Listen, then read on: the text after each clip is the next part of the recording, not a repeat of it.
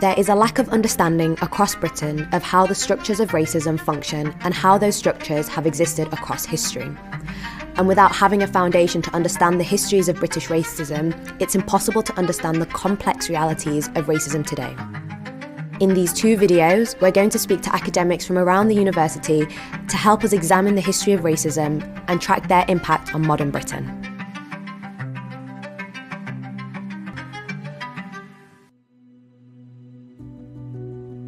Colonialism is a topic that's barely taught in schools or talked about in society, despite it being a huge part of our history.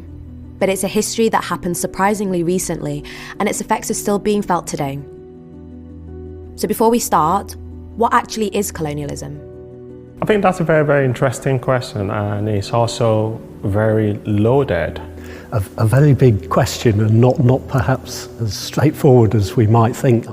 Well, so simply put, colonialism is a system of government in which a group of people from one part of the world go to another part of the world and take control of the territories in that other part of the world. Occupation of another territory, either directly or indirectly. It's been such a major part of our history for the last 300-400 years. In the case of England, for example, then the earliest English colonisation is in Ireland from the early 17th century. There's a whole series of English settlements that are established both in North America and in the Caribbean colonies, but Barbados initially. And there were different kinds of colonies. So there were settler colonies, so for example, British North America, Australia, Canada. Whereas in the areas described as colonial territories themselves, so Pacific Islands, some of the African colonies, Kenya, Nigeria, there's much more direct control over government from the centre in Britain. Colonies which were mainly administered territories for economic exploitation, so like British India, or maritime enclaves like Hong Kong, Malta, Singapore. And quite a lot of things come with that in many ways, with culture, religion, to be specific, Christianity in particular.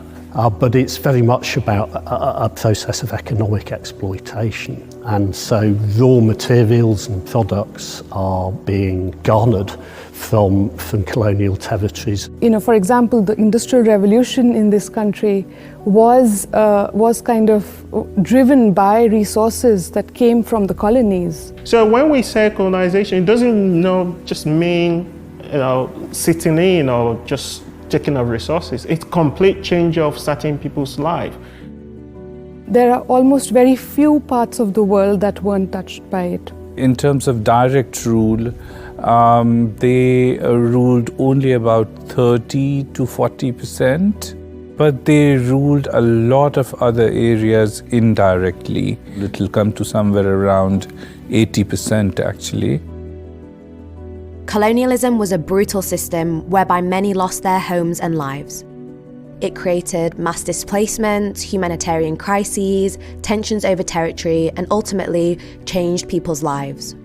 And while this might seem like ancient history, it's surprising how recently some of these countries gained their independence. So it is definitely significant, from the point of view that if we're talking about most African countries have been independent 55, 60 years, around that. That's a very short time in a nation's history, actually. It's really nothing. So in the late 1940s, there were a number of South Asian territories which gained their independence, so in Sri Lanka, in India and Pakistan. The decolonization of Africa happened more in the 60s, so that's even more recent. So people would have parents born. The fact that in many African countries it's happened as late as the 1960s and 70s means that the legacy is still very recent. Through the 1970s into the early 80s, in fact, then the rest of the British colonial possessions gained their independence. I remember watching them lowering the flag that would have been Hong Kong. But these countries didn't gain their independence from goodwill alone.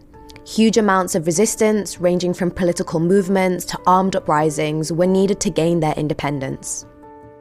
There were two main ways of doing this. The first was armed struggle, the second was sort of unarmed and through political negotiation. One of the ways in which they did it was through organized national movements. You had parties such as the Indian National Congress in India. You had a similar party in South Africa, for example. The struggle within those countries actually added a lot to what's actually been going on in terms of struggle for independence.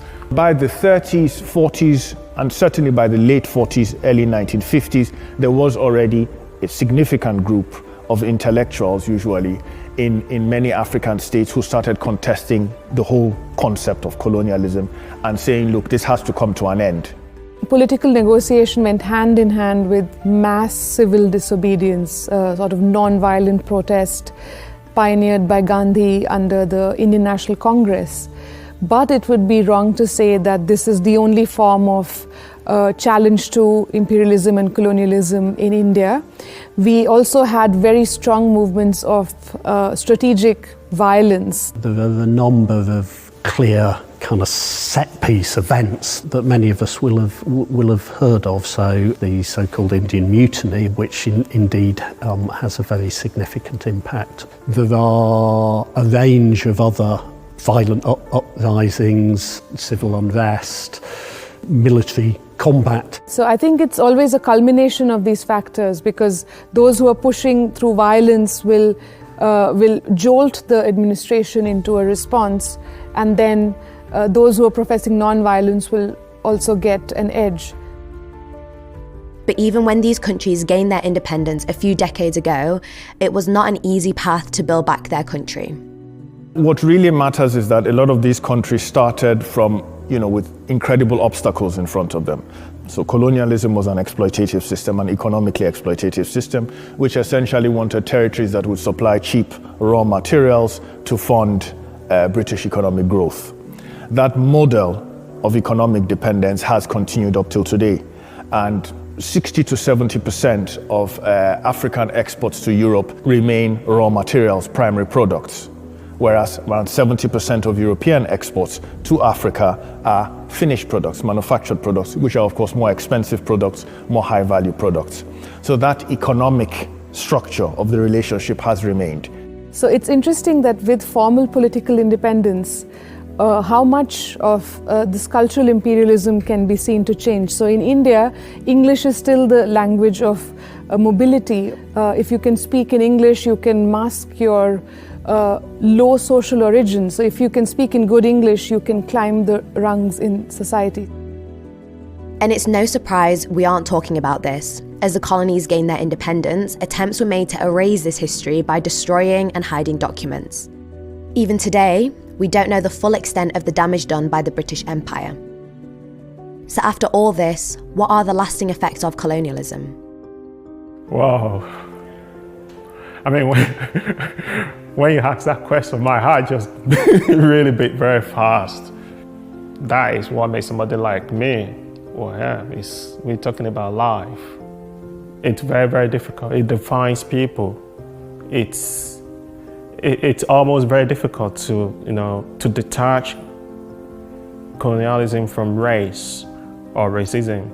So I think it's very important to reflect on this history because it shapes who we are today. And it also shapes global inequality today, economic inequality, because the roots of that are in colonialism as well. Really, financial power is the ultimate power. All other powers flow from that. Whether we're talking about the kind of weapons you can have, the kind of systems you can have in your country, the kind of infrastructure you have, everything costs money.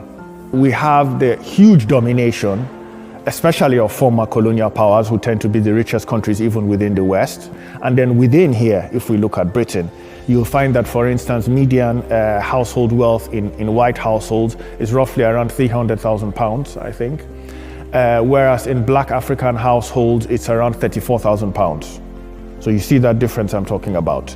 The effects are very clear in the diversity of the British population, of its cultural interests, its food, its dress. I mean, the reason why people started emigrating to Britain, if we're talking 40s, 50s, 60s, first of all, very often Britain went out and invited people to come in. So it was the Windrush generation, for instance, because they needed people to work. So people came in from the Caribbean. So there's a group of people who were actively invited to come. Others, obviously, knew about Britain or heard about Britain. And so definitely that colonial history is the reason why there's a significant population in Britain that is ethnic minority. But I think discussion is important and awareness is important, and I think that's where schools come in, and that's where parents come in as well. We, need to talk about it in ways that will encourage the most sort of cooperation, because it doesn't make sense for me to discuss it with you in a way that's going to make you sort of, shut down and say, oh, no, I don't want to go there. That means I haven't gained anything. Because it's not just about, raising the issue, just to raise it. That's not the point. At the end of the day, the point is to help those sections of humanity that still need a lot of help today. Histories of enslavement, of empire, of colonialism are extremely uncomfortable reading for white Britons. But if we don't seek to understand, then we're not going to understand the structures that we need to work through and change, but also the possibilities of change itself. It's important to learn about this history, firstly because it's important to learn about where we come from, and the history of colonialism is a major part of that history. It gives us a better understanding of what we are looking at. It's actually the reality that's actually been happening for a very long time. What we are looking at here now is not a new manifestation. It's actually something that we could track back, for centuries. It's only through history that we can actually, unpack this, a lot more. Colonisation shaped modern Britain, and we all still live with its legacies. By learning more about this history, we can start to understand the extent of its role in shaping Britain, and how its legacies are still with us today.